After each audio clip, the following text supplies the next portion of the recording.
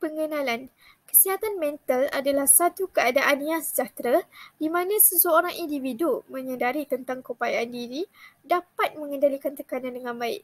Yang kedua, dalam kajian ini, kumpulan kita ingin mengkaji kesihatan mental mahasiswa dan mahasiswi di UMT yang menghadapi masalah dalam aspek kewangan, akademik, emosi dan sosial. Yang ketiga, sebab masalah kesihatan ini bukan disebabkan oleh satu sebab sahaja. Ia terdapat beberapa sebab yang lain mengikut individu tersebut. Rasional kempen kami iaitu dari segi masalah kewangan, iaitu kos rumah sewa di mana kawasan rumah sewa para pelajar adalah berhampiran atau berdekatan dengan bandar yang menyebabkan kos rumah sewa itu tinggi. Yang kedua, kita lihat dari segi kos kenderaan kerana para pelajar terpaksa menaiki kenderaan sendiri ataupun menaiki Grab untuk ke college. Yang kedua, kita lihat dari segi masalah dalam pembelajaran iaitu kebanyakan para pelajar adalah dari kos-kos sains dan kejuruteraan. Yang ketiga, kita lihat dari segi fasiliti di mana perkhidmatan kediaman asrama dihadkan. Seterusnya, dari segi perkhidmatan bas tidak disediakan kepada para pelajar yang menetap di rumah sewa. Seterusnya ialah objektif kempen kesihatan ini diadakan. Kempen ini mempunyai beberapa objektif seperti berikut. Yang pertama ialah para peserta kempen ini dapat mempelajari tentang ilmu pengetahuan kesihatan mental dengan betul selepas menyertai kempen ini. Para peserta mendapati lebih banyak info seperti apa itu sebenarnya kesihatan mental dengan lebih mendalam. Yang kedua, para peserta kempen ini mempelajari banyak info seperti gejala pesakit mental, kesan dan langkah yang diambil untuk mengurangkan kes kesihatan mental dalam kalangan pelajar uni. Pelbagai punca, kesan dan langkah menangani kes mental diberikan oleh speaker pada waktu kempen dijalankan yang memberi pendedahan kepada pelajar UMT tentang kepentingannya. Untuk memperkasa dan menggalak individu supaya lebih bertanggungjawab terhadap kesihatan mental diri sendiri ialah objektif yang ketiganya. Dengan maklumat yang disediakan dalam kempen ini, para peserta dapat menjaga dirinya dan sentiasa dalam keadaan tenang dan tidak stres walaupun terdapat banyak masalah dan kerja yang hendak diselesaikannya. Kumpulan kami menggunakan dua metodologi untuk menjayakan kempen kesihatan mental ini. Antaranya adalah borang soal selidik dan Google Meet. Dalam borang soal selidik ini, kita ada dua bahagian iaitu bahagian A dengan bahagian B. Bahagian A merangkumi maklumat diri pelajar UMT seperti umur, jantina, bangsa, fakulti, kursus dan tahun berapa. Dengan maklumat ini, kita dapat membahagikan responden kita kepada beberapa kumpulan mengikut fakulti, kursus dan sebagainya. Bahagian B pula merangkumi faktor-faktor yang menghadapi masalah kesihatan mental. Bahagian ini telah dibahagikan kepada dua iaitu dari segi sosial dan dari segi akademik. Dari segi akademik, kita dapat sebanyak 7 faktor menghadapi masalah kesihatan mental seperti tekanan dalam pelajaran, kerja lapangan, tidak berminat dalam subjek dan sebagainya. Dari segi sosial pula, kita dapat beberapa faktor yang menghadapi masalah kesihatan mental seperti risau orang lain menilai keupayaan diri dan keyakinan diri rendah dan lain-lain. Metodologi kedua ialah Google Meet. Kumpulan kita menggunakan Google Meet untuk mengadakan kempen kesihatan mental secara atas talian. Dengan cara ini, ramai pelajar UMT dapat menyertai kempen ini di tempat masing-masing tanpa sebarang masalah. Implementasi.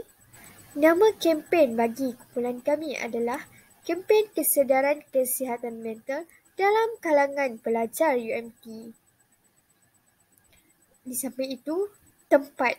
Kami melakukan tempat ini adalah di dalam platform Google Meet. Para peserta juga merupakan mahasiswa dan mahasiswi UMT. Yang ini merupakan bahagian analisis data bagi Google Form yang disiapkan kepada para responden. Sejumlahnya kita terdapat sebanyak 29 responden. Daripada 29 orang tu, jantinanya dibahagi kepada dua, iaitu 5 orang kepada lelaki dan 24 orang tu perempuan. Dan juga bagi bahagian umur pula, sebanyak 9 orang bagi umur 18 hingga 20 tahun dan juga bagi umur 21 hingga 25 tu dalam 20 orang. Manakala bagi tahun 26 ke atas tu kita tidak dapat apa-apa responden bagi umur itu. Bagi fakulti FFAPS dan FTKK masing-masing mencatatkan 10 orang responden. Dan bagi FSSM pula, ia mencatatkan sebanyak 6 orang responden. Dan bagi fakulti FPSM pula, ia mencatatkan sebanyak 2 orang responden. Dan bagi fakulti FPM pula, ia mencatatkan sebanyak 1 orang responden. Dan bagi bangsa pula, ia mencatatkan sebanyak 15 orang India dan 12 orang Melayu, 1 orang Cina dan 1 orang itu daripada kawasan Bumi Utara. Dan bagi tahun pengajian pula, bagi tahun pertama, iaitu mencatatkan sebanyak 20 orang responden. Bagi tahun kedua, ia mencatatkan sebanyak 5 orang responden. Bagi tahun ketiga pula, ia mencatatkan sebanyak 4 orang responden. Dan bagi kursus pula, ia terdiri daripada beberapa kos pelajar dan juga tidak semata-mata daripada satu kos. Di sini boleh tengok catapai yang menunjukkan pelbagai pelajar yang daripada pelbagai kursus. Kita juga bagi kepada skala untuk persetujuan bagi faktor-faktor yang memberi kesihatan, yang mempengaruhi masalah kesihatan mental. So dalam ni faktor yang pertamanya adalah tekanan dalam pelajaran. So dalam ni sebanyak bagi skala setuju tu sebanyak 70 orang responden menjawab setuju, 8 orang responden menjawab kurang setuju dan 2 orang responden menjawab sangat setuju, seorang responden sangat tidak setuju dan seorang lagi tu tidak setuju. Dan juga faktor yang keduanya adalah lapangan dan assignment yang banyak. So bagi soalan ni, kekerapan yang paling tingginya adalah untuk setuju. Itu sebanyak 14 orang responden. Dan seterusnya adalah kurang setuju yang mencatatkan 7 responden. Bagi sebanyak 6 responden pula menjawab sangat setuju dan 2 responden pula menjawab tidak setuju. Dan seterusnya, faktor yang ketiganya adalah tidak berminat dalam subjek yang dipelajari. Untuk ni, 11 orang responden menjawab tidak setuju, sebanyak 8 orang responden menjawab kurang setuju dan bagi setuju pula sebanyak 6 orang responden dan bagi sangat tidak setuju sebanyak 3 orang responden. Dalam soalan ini hanya seorang sahaja yang menjawab sangat setuju. Seterusnya, faktor yang keempat iaitu membuat kerja pada masa akhir untuk hantar mencatatkan kekerapan yang sama iaitu sebanyak 9 orang responden bagi skala ketiga dan keempat. Dan juga bagi skala ketiga, ia mencatatkan kurang setuju dan skala keempat pula merujuk kepada setuju dan sangat setuju mencatatkan 5 orang responden, skala tidak setuju mencatatkan 4 responden dan tidak setuju mencatatkan 2 orang responden. Seterusnya, faktor tidak faham apa yang dipelajari semasa kuliah. Dalam ni, 10 orang responden tidak setuju, 8 orang responden setuju dan bagi kurang setuju pula sebanyak 7 responden, bagi 3 responden yang terakhir pula mereka mengatakan sangat tidak setuju. Dan faktor seterusnya adalah suasana pembelajaran yang tidak kondusif. Dalam faktor ni, ia mencatatkan 10 orang responden tidak setuju dan kurang setuju dan setuju masing-masing mencatatkan 7 orang responden. Bagi tidak sangat setuju mencatatkan 5 orang responden manakala sangat setuju mencatatkan 0 responden. Dan terlalu banyak kerja diberikan untuk disiapkan dalam masa yang singkat iaitu mencatatkan sebanyak 9 orang responden sangat setuju dan kurang setuju mencatatkan 8 responden, 6 responden sangat setuju dan tidak setuju pula mencatatkan sebanyak 1 responden. Dalam bahagian B, kita memberikan faktor-faktor mempengaruhi kesihatan mental masalah sosial. Dalam ni, faktor yang pertamanya adalah suka meluangkan masa secara bersendirian iaitu faktor ini mencatatkan sebanyak 8 orang responden setuju dan bagi sangat setuju dan kurang setuju masing-masing mencatatkan 7 responden. tidak setuju pula mencatatkan 4 orang responden dan sangat tidak setuju pula terdiri daripada 3 responden. Faktor yang keduanya adalah tidak mempunyai keyakinan diri yang tinggi untuk berkomunikasi dengan orang lain. Faktor ini mencatatkan sebanyak 7 responden yang menjawab tidak setuju, manakala bagi kurang setuju dan setuju masing-masing mencatatkan 6 orang responden. Bagi sangat tidak setuju dan sangat setuju masing-masing mencatatkan 5 orang responden.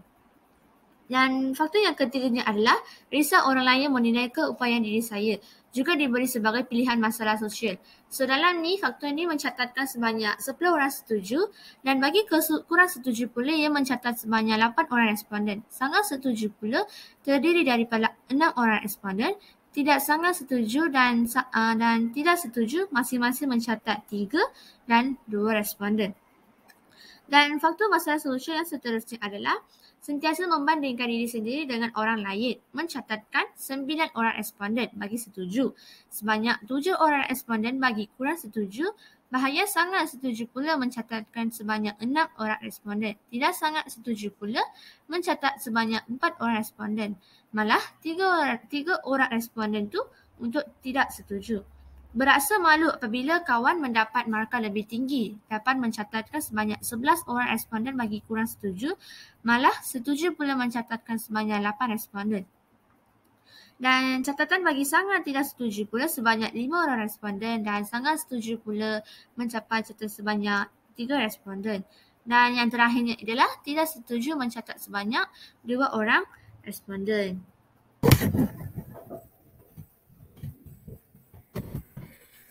Sepanjang program kempen kesihatan mental ini dijalankan, kami telah menerima banyak maklum balas yang baik daripada peserta. Majoriti peserta bersetuju bahawa program ini banyak membantu mereka dalam mengenali ilmu-ilmu mengenai kesihatan mental. Mereka dapat mengenal pasti simptom, punca dan cara-cara menghadapi masalah kesihatan mental. Program ini berjaya meningkatkan kesedaran mengenai kepentingan kesihatan mental dalam kalangan peserta. Sehubungan dengan itu, program ini telah berjaya mencapai matlamat pembangunan mampan iaitu SDG yang ketiga, Pertubuhan Bangsa-Bangsa Bersatu PBB bagi memastikan kehidupan sihat dan menggalakkan kesejahteraan kepada semua dalam semua lapisan umur menjelang pada 2030.